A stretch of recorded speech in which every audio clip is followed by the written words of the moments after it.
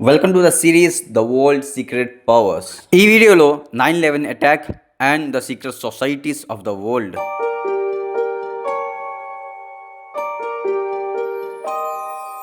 9/11 11th September 2001. ఆ incident జరిగినప్పటి నుంచి ఇప్పటిదాకా అందరూ ఒకటే అనుకుంటున్నారు, ఆ ట్విన్ టవర్స్ని కూల్చింది Osama bin Laden and the team al Qaeda. కానీ ఈ వీడియోలో అల్ ఖైదా యొక్క రోల్ ఎంతవరకు ఉంది, ఒసామా బిన్ లాడెన్ యొక్క రోల్ ఎంతవరకు ఉంది ఈ యొక్క 9/11 అటాక్లో, and Illuminati the secret society of the world. So దీని యొక్క రోల్, దీని యొక్క పాత్ర ఎంతవరకు ఉంది ఈ వీడియోలో డిస్కస్ చేద్దాం.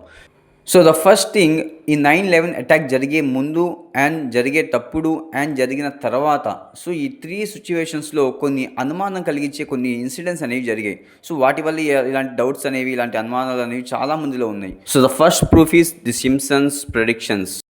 ఈ సిమ్సన్స్ అనేది ఒక కార్టూన్ షో. సో ఈ కార్టూన్ షోలో 1997లో ఒక ఎపిసోడ్ అయితే వచ్చింది.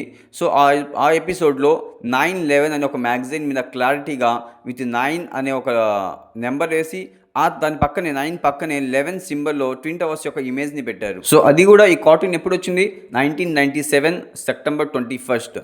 ఈ ఇన్సిడెంట్ జరిగింది 2001 సెప్టెంబర్ 9న. అంటే 4 సంవత్సరాల ముందే, అటాక్ జరగడానికి 4 సంవత్సరాల ముందే ఈ సిమ్సన్స్లో ప్రిడిక్ట్ చేశారు. ఈ సిమ్సన్స్లో ఇది ఒక్కటే కాదు, చాలా ఆరోపణలు అయితే ఈ సిమ్సన్స్ మీద వస్తున్నాయి. అండ్ నెక్స్ట్ నేను ఈ యొక్క సిమ్సన్స్ యొక్క ప్రిడిక్షన్స్ గురించి అండ్ ఇల్యూమినాటీ గురించి అండ్ వరల్డ్లో జరిగిన మేజర్ ఇన్సిడెంట్స్ గురించి ఒక సపరేట్ వీడియో చేస్తాను. సో ఇప్పుడు సెకండ్ ఇన్సిడెంట్ గురించి మాట్లాడుకుందాం. అటాక్ జరిగే ముందు ఏదైతే అనుమానంగా ఉందో సెకండ్ ఇన్సిడెంట్, దాని గురించి మాట్లాడుకుందాం. The second incident is owner of twin towers and his actions. Owner, twin towers యొక్క ఓనర్ అండ్ అతని కదలికలు, అది కూడా కొంచెం అనుమానంగానే ఉన్నాయి. లారీ సిల్వర్స్టైన్, ఇతను ఈ యొక్క ట్విన్ టవర్స్ని అటాక్ జరిగే ముందే లీజుకి తీసుకున్నాడు. 6 వీక్స్ ముందు, అటాక్ జరిగే 6 వీక్స్ ముందు, ఆ సెప్టెంబర్లో అటాక్ జరిగింది, ఇతను జూలైలో లీజుకి తీసుకున్నాడు. అండ్ ఇక్కడ అనుమానం కలిగించే ఇష్యూస్ ఏంటంటే, ఇతను 1.5 month ముందు లీజుకి తీసుకున్నాడు, ఆ తర్వాత అటాక్ జరిగింది. అండ్ సెకండ్ థింగ్ ఏంటంటే, ఇతను 99 years అగ్రిమెంట్తో లీజుకి తీసుకున్నాడు. ఆ అగ్రిమెంట్తో పాటు ఇన్సూరెన్స్ కూడా తీసుకున్నాడు. ఎలాంటి ఇన్సూరెన్స్? ఇన్సూరెన్స్లో టైప్స్ ఉంటాయి. ఫైర్ కోసం కానీ, ఫైర్ యాక్సిడెంట్ జరిగితే ఒక ఇన్సూరెన్స్ ఉండిద్ది, అండ్ ఆ తర్వాత క్విక్ ఒక ఇన్సూరెన్స్ ఉండిద్ది, అండ్ అలాగే డ్యామేజ్ అయితే ఒక ఇన్సూరెన్స్ ఉండిద్ది. అదేవిధంగా ఇతను స్పెసిఫిక్గా టెర్రరిజం మీద ఇన్సూరెన్స్ తీసుకున్నాడు. ఓకే, టెర్రర్ అటాక్ జరిగితే నా ఫండ్ నాకు రావాలి, దీని మీద అతను స్పెసిఫిక్గా ఇన్సూరెన్స్ తీసుకున్నాడు. సో ఈ ఇన్సూరెన్స్ వల్ల అతనికి వచ్చిన మనీ ఎంతంటే $4.5 billion. ఆ టైంలో ఉన్న ఇండియన్ కరెన్సీ ప్రకారం 18,000 కోట్లు. అతను ఇన్వెస్ట్ చేసింది $14 million. అంటే అప్పుడు మన కరెన్సీ ప్రకారం 2001లో ఇండియన్ కరెన్సీ ప్రకారం 66 కోట్లు. చూసారా, ఇన్వెస్ట్ చేసింది 66 కోట్లు, కానీ తనకు రిటర్న్లో వచ్చింది 18,000 కోట్లు. అండ్ ఇంకొక పాయింట్ ఏంటంటే, ఇజ్రాయిలియన్ న్యూస్ పేపర్ ఏదైతే ఉందో, మీడియా ఏదైతే ఉందో, హ్యారిట్స్, మీడియా పేరు హ్యారిట్స్. సో ఈ హ్యారిట్స్ న్యూస్ అండ్ అదర్ న్యూసెస్ ఏవైతే ఉన్నాయో, ఇజ్రాయిలియన్ న్యూస్ పేపర్సే, ఆ న్యూస్ మీడియానే, వీళ్ళు చెప్పిన ప్రకారం Larry Silverstein and the Netanyahu, the present prime minister of Israel, so వీళ్ళిద్దరు బెస్ట్ ఫ్రెండ్స్ అన్నమాట. అండ్ ఇప్పటి వరకు మనం లారీ సిల్వర్స్టైన్ గురించి చెప్పింది అటాక్ జరగక ముందు. ఓకే, అండ్ అటాక్ జరిగేటప్పుడు కూడా తన ప్రవర్తన ఎలా ఉండేది అనేది, అటాక్ జరిగేటప్పుడు జరిగిన సిచ్యువేషన్స్ నేను ఈ వీడియోలో ముందు చెప్తాను. సో అక్కడ మాట్లాడుకుందాం. అండ్ అటాక్ జరగక ముందు ఇంకో ఇన్సిడెంట్ జరిగింది, దాని గురించి ఇప్పుడు మాట్లాడుకుందాం. ద థర్డ్ ఇన్సిడెంట్, అటాక్ జరగక ముందు జరిగిన ఈ థర్డ్ ఇన్సిడెంట్ కూడా చాలా అనుమానాలకి దారితీస్తుంది. అదేంటిది? The security checkups.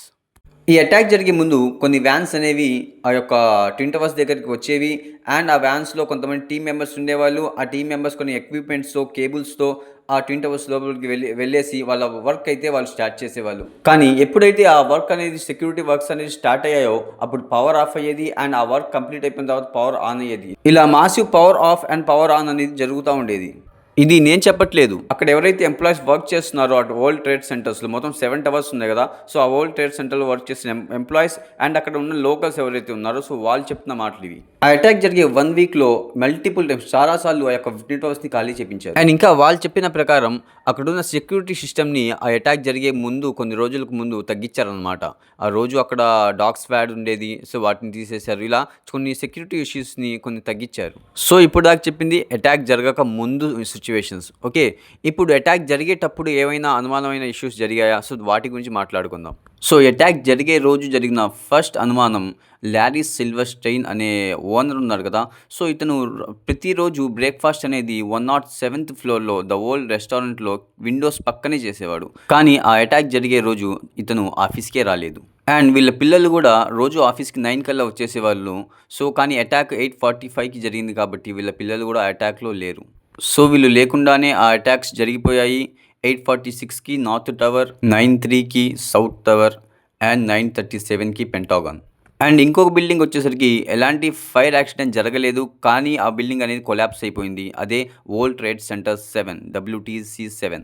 అండ్ ఒక న్యూస్ ఛానల్ వచ్చేసరికి వరల్డ్ ట్రేడ్ సెంటర్ 7 కొలాప్స్ అవ్వకముందే అది కొలాప్స్ అయిపోయింది అని హెడ్లైన్స్ స్టార్ట్ చేశారు. అండ్ అక్కడ రిపోర్టింగ్ వీడియోలో వెనకాల ఆ వరల్డ్ ట్రేడ్ సెంటర్ 7 అనేది కనిపిస్తూనే ఉంది. సో ఎలాంటి కొలాప్స్ జరగలేదు, కానీ దానికన్నా ముందే వీళ్ళు ప్రిడిక్ట్ చేసి ఆ న్యూస్ ఛానల్ వాళ్ళు సో అది కూడా కొలాప్స్ అయిపోయింది అని హెడ్లైన్స్ కూడా స్టార్ట్ చేసేసారు. అండ్ నెక్స్ట్ ఈ యొక్క జార్జ్ బుష్ అండ్ టీమ్ ఏవైతే సెక్యూరిటీ టీమ్స్ ఉన్నాయో వాళ్ళ ఎక్స్ప్లెనేషన్ ప్రకారం దీనికన్నా ముందు ఫ్లైట్ క్రాష్ అయిన ట్విన్ టవర్స్ ఏవైతే ఉన్నాయో వాటి యొక్క పార్టికల్స్ ఈ బిల్డింగ్ మీద పడి ఈ బిల్డింగ్ కొలాప్స్ అయిపోయింది అని చెప్పారు. కానీ అదర్ రీసెర్చర్స్ ఎవరైతే ఉన్నారో, అదర్ సైంటిస్ట్ ఎవరైతే ఉన్నారో వాళ్ళు చెప్పిన ప్రకారం ఈ యొక్క బిల్డింగ్ కింద నానో థర్మైట్ అనే ఒక మెటీరియల్ అయితే కనిపించింది. ఈ నానో థర్మైట్ అనే మెటీరియల్ కనిపించడం అండ్ ఆ బిల్డింగ్ కొలాప్స్ అయ్యే పొజిషన్ కూడా మనం చూస్తే సో ఈ రెండింటి మీద అనుమానాలు వస్తున్నాయి. ఎందుకంటే నానో థర్మైట్ ఎందుకు యూజ్ చేస్తారు? ఆ కంట్రోల్ కొలాప్స్ కోసం యూజ్ చేస్తారు. కంట్రోల్ కొలాప్స్ అంటే ఒక బిల్డింగ్ని మనం ముందుగానే పడేయాలనుకుంటున్నాం. సో ఓకే, పాత పడిపోయింది బిల్డింగ్, ఆ కొత్త బిల్డింగ్ కట్టుకోవడానికి ఆ బిల్డింగ్ని పడేయాలనుకుంటున్నాం. అలాంటప్పుడు ఈ యొక్క కంట్రోల్ కొలాప్స్ అనేది యూజ్ చేస్తారు. మీరు వీడియోలో చూడొచ్చు. సో బిల్డింగ్ అనేది ఫ్రీగా కొలాప్స్ అయిపోయింది. ఆ బిల్డింగ్ అనేది లెఫ్ట్ సైడ్కి రైట్ సైడ్కి బెండ్ అవ్వడం ఇలాంటివి ఏమీ జరగవు, ఫ్రీగా డిమాలిష్ అయిపోయింది. అండ్ ఇప్పుడు మీరు ఈ యొక్క వీడియోలో చూడొచ్చు ఆ వరల్డ్ ట్రేడ్ సెంటర్ 7 అనేది ఎలా కొలాప్స్ అయింది అనేది. ఇది కంట్రోల్ డిమాలిషనా లేకపోతే George bush and American security teams ఏవైతే చెప్పారో అక్కడ ప్రీవియస్గా కొలాప్స్ అయిన బిల్డింగ్స్ ఒక పార్టికల్స్ ఈ యొక్క వరల్డ్ ట్రేడ్ సెంటర్ 7కి తగిలి ఆ బిల్డింగ్ అనేది పూర్తిగా కొలాప్స్ అయిపోయింది. సో ఇప్పుడు మీరే ఒకసారి ఆలోచించండి, సైంటిస్ట్ చెప్పింది నమ్మే విధంగా ఉందా? అండ్ ఈ యొక్క security teams, American security teams ఏవైతే ఉన్నాయో వాళ్ళు చెప్పేది నమ్మశక్యంగా ఉందా? అండ్ నెక్స్ట్ థింగ్, ఈ యొక్క వరల్డ్ ట్రేడ్ సెంటర్ యొక్క అటాక్ ఏదైతే జరిగిందో దాని తర్వాత జరిగిన సిచ్యువేషన్స్ గురించి మాట్లాడుకుందాం.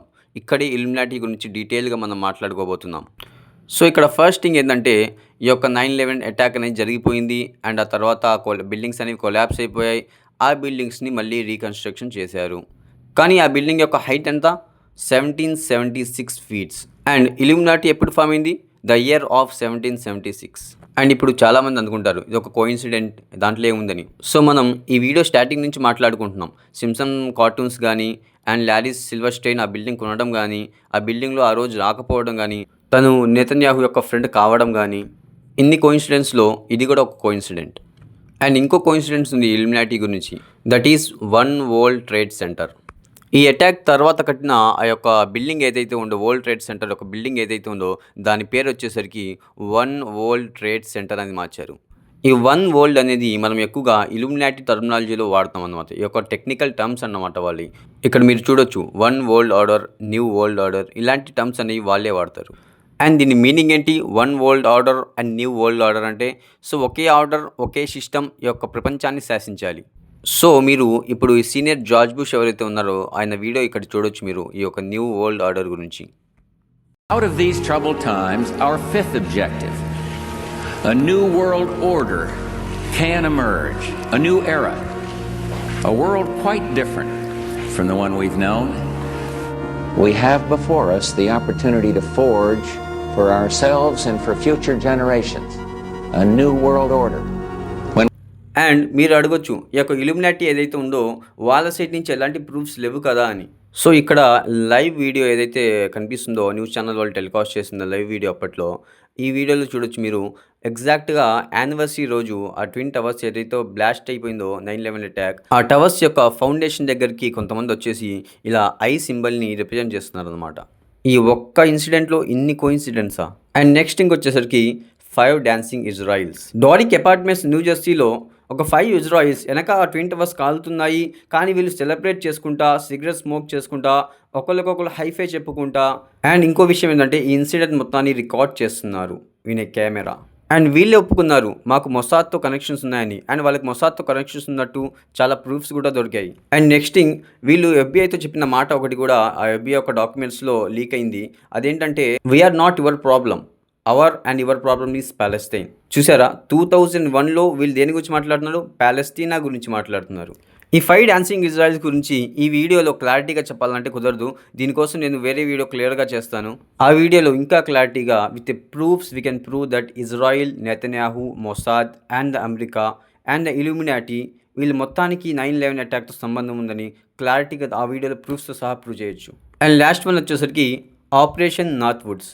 1962లో అమెరికాకి అండ్ క్యూబాకి ఒక కోల్డ్ వార్ జరుగుతుంది. ఈ టైంలో అమెరికన్ ఆర్మీ వేసిన ప్లాన్ ఏంటంటే క్యూబా మీద నుంచి ఏదైతే అమెరికన్ ఫ్లైట్స్ వెళ్తాయో ఆ ఫ్లైట్ని క్రాష్ చేసేసి ఆ తప్పుని క్యూబా మీదకి నెడదాం, ఆ తర్వాత యుద్ధం చేద్దామని వాళ్ళు ప్లాన్ చేశారు.